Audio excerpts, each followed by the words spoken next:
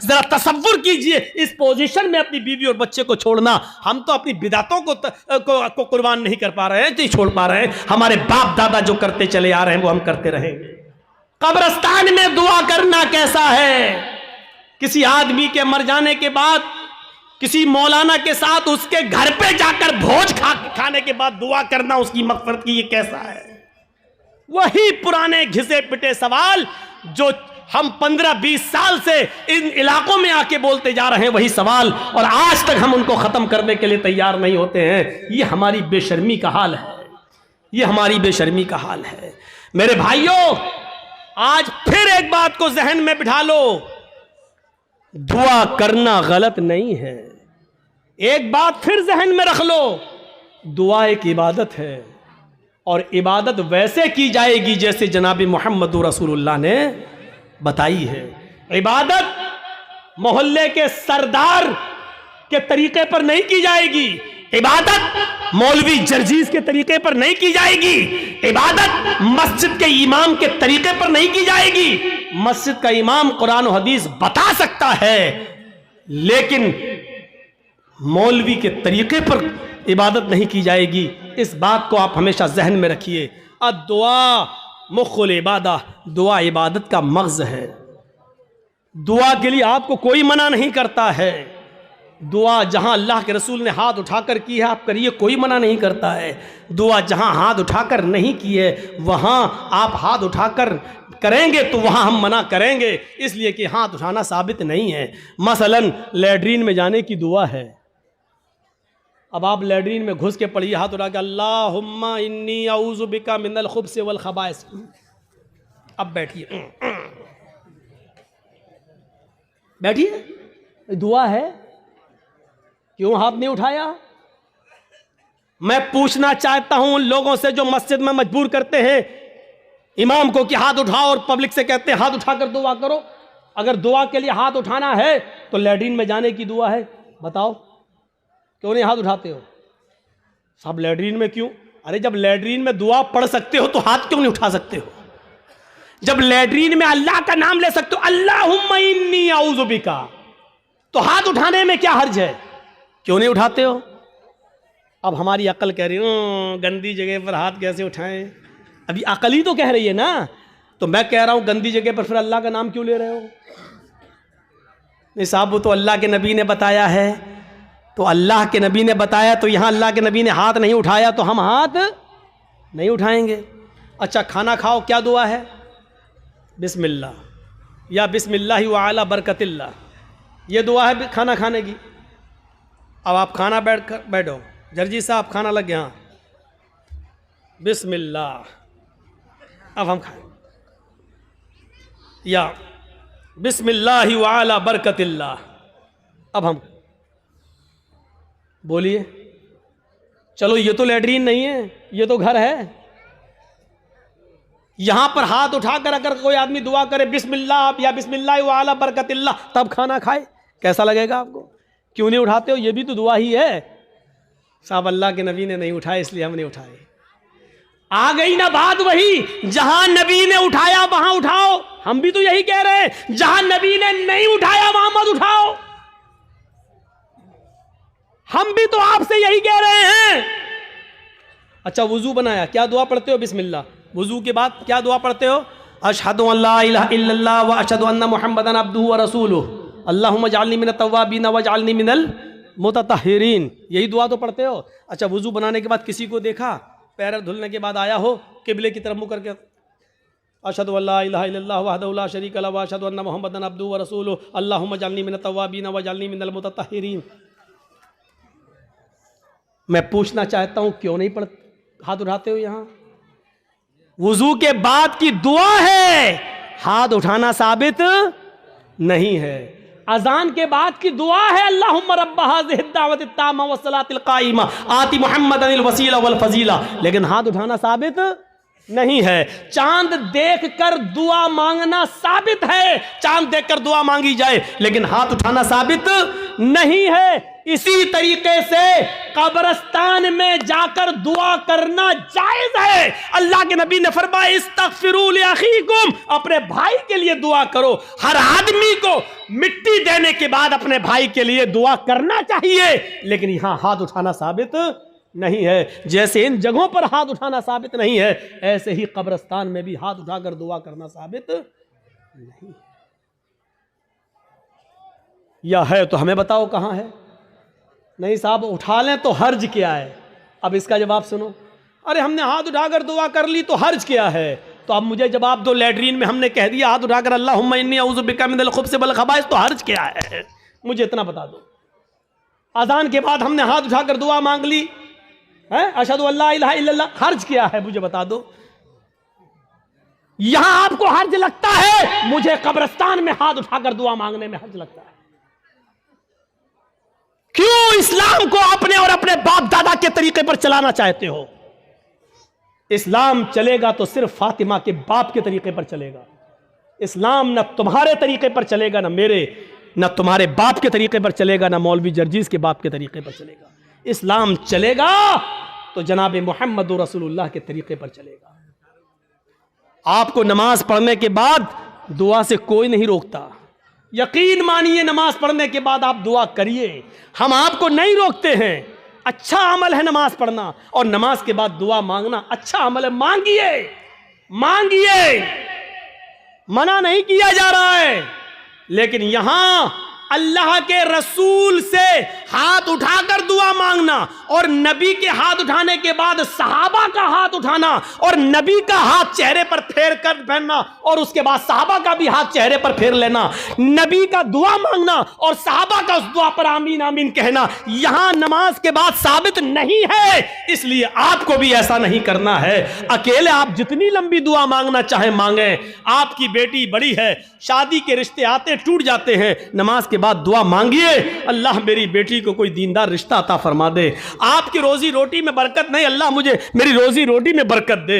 आपको जितनी दुआ मांगना मांगो, ये 2 मिनट वाली दुआ को रस्म मत बनाओ मेरे भाई। इमाम साहब ने कहा अस्सलाम वालेकुम रहमतुल्लाह, अस्सलाम वालेकुम रहमतुल्लाह, अल्लाहुम्मा आमीन आमीन, पीछे कर आमीन आमीन आमीन आमीन। अबे ये कौन सी दुआ है। और 2 मिनट में ला इलाहा इल्लल्लाह मुहम्मदुर रसूलुल्लाह, 2 मिनट में तेरी भी जरूरत पूरी हो गई, 2 मिनट में उसकी भी हो गई। वहां इमाम कह रहा अल्लाह मेरी रोजी रोटी में बरकत दे, आप कह रहे हैं आमीन। अरे फायदा तो इमाम का हो रहा, आपका क्या हो रहा है मुझे बताओ। वो इमाम तो अपनी दुआ कर रहा है?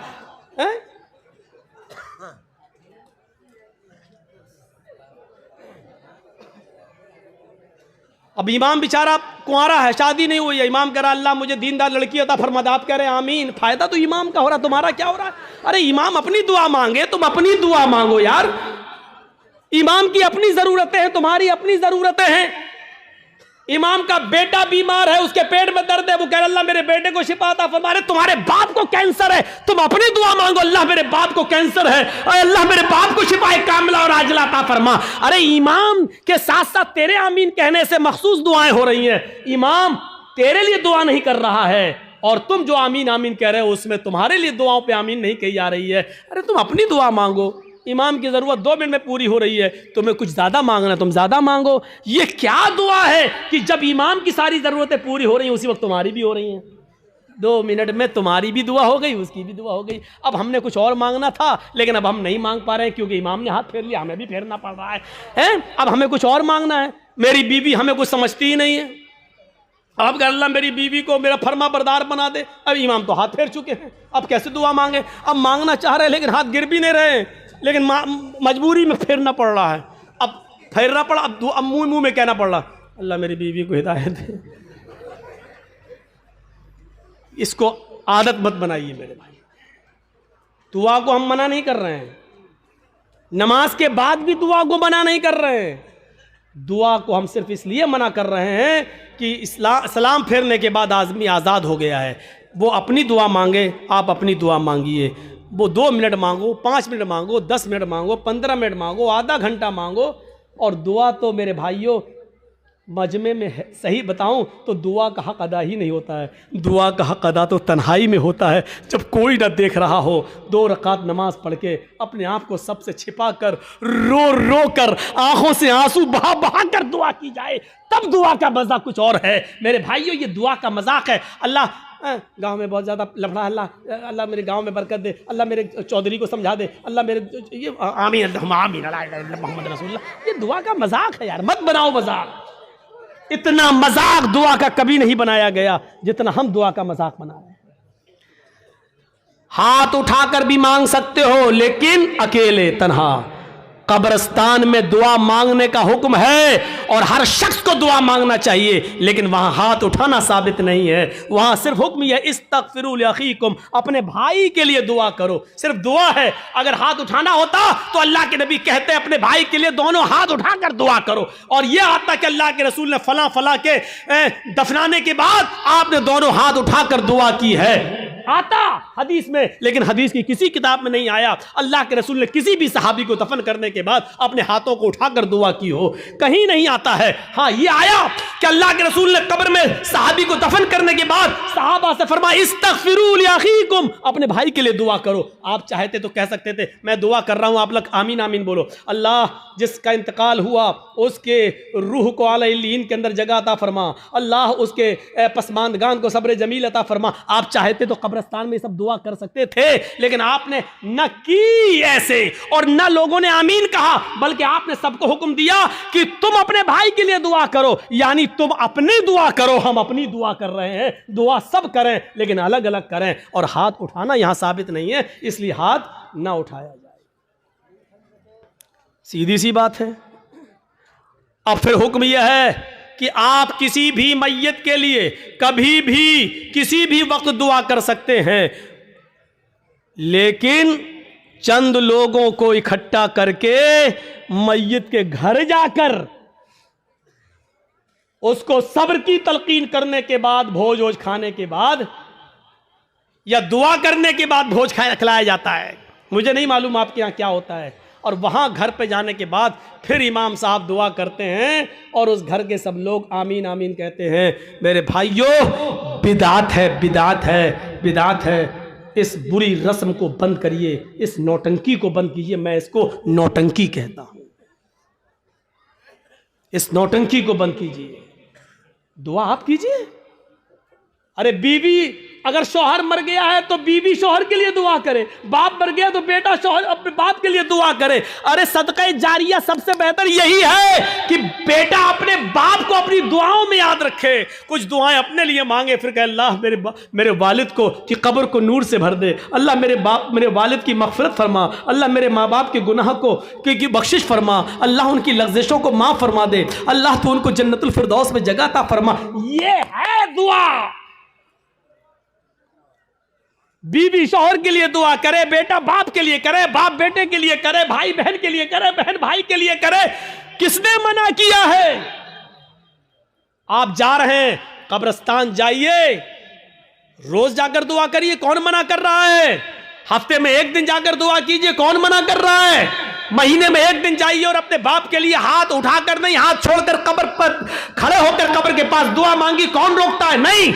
लेकिन आप पूरे साल ना जाएं, सिर्फ ईद के दिन ईद की नमाज पढ़ने के बाद कब्र पर जाकर दुआ मांगे और इसको मामूल बना लें, यह गलत है। आप किसी दिन को मुतय्यन करके दुआ करेंगे तो वही चीज बिदअत हो जाती है। आप आज मांग लीजिए, कल मांगिए, 2-4 दिन बाद मांग लीजिए, मुतय्यन मत करिए, रोज दुआ मांगिए। कब्र पे जाके कोई मना नहीं करता है। और कब्र पे जाके दुआ इसलिए मांगने जाइए आप कि वहां जाएंगे तो आपको अपनी मौत याद आएगी, वरना दुआ मांगने के लिए कब्र पे जाना जरूरी नहीं है। दुआ के लिए आप अपने घर से भी दुआ कर सकते हैं। मेरे भाइयों, मेरे बाप इटावा में हैं और मेरे पास फ़ोन आ जाए और वो बीमार, मैं इस जलसे में भी दुआ कर सकता हूँ। आपके डिस्ट्रिक्ट मालदा में रहकर क्या मेरे लिए दुआ करो। आप आपसे भी कह सकते हैं कि मेरे वालिद के लिए दुआ करो कि अल्लाह ताला में जर्जी साहब के वालिद को शिफाए कामला और आजला अता फरमाए। कोई बुराई की बात नहीं है। दुआ के लिए किसी के घर जाकर ही दुआ की जाए या कब्रिस्तान जाकर दुआ की जाए, ये ज़रूरी नहीं है, लेकिन अगर आप जाएंगे तो आपको अपनी मौत भी याद आएगी कि एक दिन हमको भी इस जगह आना है, इसलिए आप अगर जाते हैं तो ठीक है। इसी तरीके से मेरे भाइयों याद रखिएगा, कोई भी काम हो अगर शरीयत की रोशनी में ठीक है तो करेगा।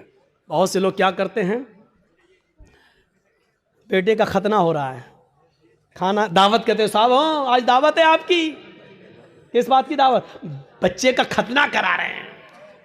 याद रखना, इस्लाम के अंदर सिर्फ 2 ही खाने को जायज़ करार दिया और उसका हुक्म है, एक वलीमा, शादी के बाद बीवी जब घर पे आए तो उस बीवी के साथ एक रात गुजारने के बाद दूसरे दिन वलीमा करना। बहुत से लोग ये कहते हैं कि बीवी के साथ जब तक मुजामियत या हमबिस्तरी न कर ली जाए वलीमा नहीं, बीवी आ गई, रात आप उसके साथ बैठ गए, 2-4 गुफ्तगू हो गई, बातें हो गई, बस हो गया, उसके बाद सुबह होकर आप वलीमा कर सकते हैं, जायज़ है आपके लिए। अगर सोहबत और हमबिस्तरी हो जाए तो और अच्छी बात है, ठीक है, उसके बाद दुआ करिए और वलीमा करिए, ठीक। एक तो वलीमा सुन्नत है। दूसरी बात सुन लीजिए, लड़की वाले के यहाँ खाने का कोई सबूत नहीं है, जिसको चोर और डाकू बन के जाना हो वो जाए। लड़की वाले को न खिलाने का हुक्म है, न लड़की वाले के यहाँ जबरदस्ती बैठकर खाने का हुक्म है, न शरीयत ने लड़की वाले को खिलाने का मुकल्लफ बनाया है, वलीमे को सुन्नत कहा है। एक सहाबी अल्लाह के नबी के पास आए, आपने देखा उनके कपड़ों पर कुछ पीलापन है, जाफरान लगी हुई है, खुशबू आ रही है, आपने कहा ये क्या? कहा अल्लाह के नबी शादी कर ली। अच्छा, सैयबा से या बाकिरा से, कुंवारी या शादीशुदा थी, तलाकशुदा?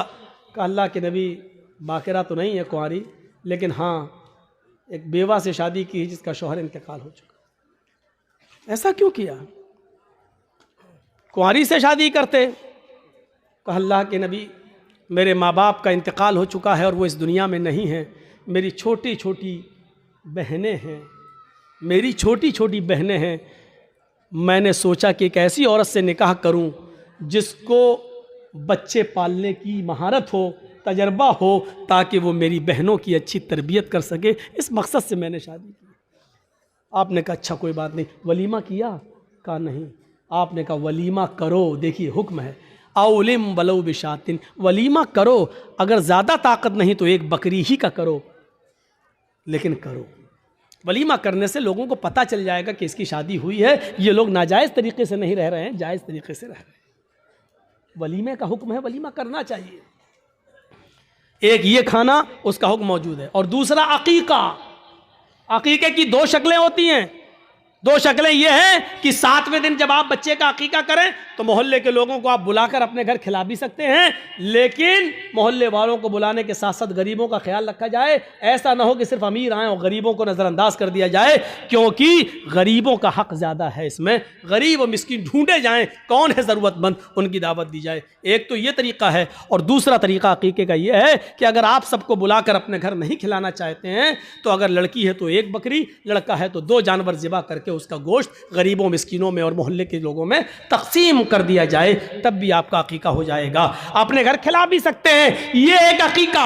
अकीके के अलावा, वलीमे के अलावा और कोई खाने का हुक्म और सबूत नहीं है हदीस के अंदर। यहां तक कि कोई हाजी हज करके आता है और वो खुशी में अपने गांव वालों को खिलाता है, इसका मतलब यह है कि वो अपने हज की रिया और नमूद कर रहा है, दिखावा कर रहा है, लोगों को ये बता रहा है कि देखो मैं हज करके आया हूं, इस खुशी में मैं लोगों को खाना खिला रहा हूं। हाजी को हज का खाना भी नहीं खिलाना चाहिए। अगर ऐसी इबादतों पर खाना खिलाना जायज़ होता तो फिर नमाजी को नमाज पढ़ के आने के बाद भी खिलाना जायज़ होता।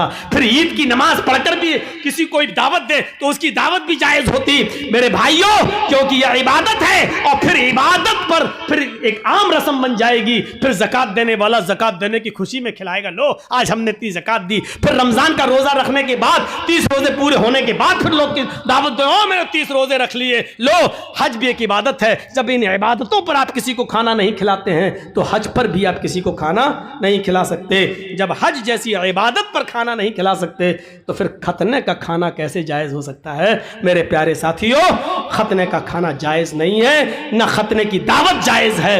हाँ, अगर अकीके वाले दिन ही आप बच्चे का खतना कर रहे हैं तो लोगों को अकीके की दावत दीजिए, खतने की दावत मत दीजिए। और ये कहिए कि हमारे यहाँ अकीका हो रहा है, अकीके का खाना खाइए। और मैं खतने का नहीं, खतने की अगर कोई दावत देता है तो आप उस दावत को रिजेक्ट करिए और उस खतने की दावत में आप मत जाइए, क्योंकि खतने की दावत में शिरकत करना जायज़ नहीं है। मेरे प्यारे साथियों, ये चंद बुनियादी मसाइल थे जो मैंने छेड़ दिए हैं आपके कहने पर, लोगों के बताने पर। मुझे उम्मीद है कि अब आपकी अक्ल में अच्छी तरह बैठ गए होंगे। हम अल्लाह से दुआ करते हैं कि बारे अल्लाह हमारी ख़ताओं को माफ़ फरमा दे, गुनाहों को बख्श दे, हमारे अंदर ईमान की कैफियत पैदा फरमा दे, ईमान की ताकत हमारे अंदर पैदा फरमा दे। और फिर वही दुआ कि अल्लाह जब तक तू हमें ज़िंदा रख, इस्लाम पे ज़िंदा रखना, और जब हमारा ख़ात्मा हो तो ईमान पर हमारा ख़ात्मा फरमाना। वमा अलैना इल्लल बलागुल मुबीन। अस्सलामुअलैकुम दोस्तों, उम्मीद करता हूँ कि आप सभी हजरात को मौलाना जर्जिस साहब का बयान अच्छा लगा होगा। अगर अच्छा लगा है तो हमारे चैनल को कर देना सब्सक्राइब, वीडियो कर देना लाइक। मिलते हैं नेक्स्ट वीडियो में। खुदा हाफिज़।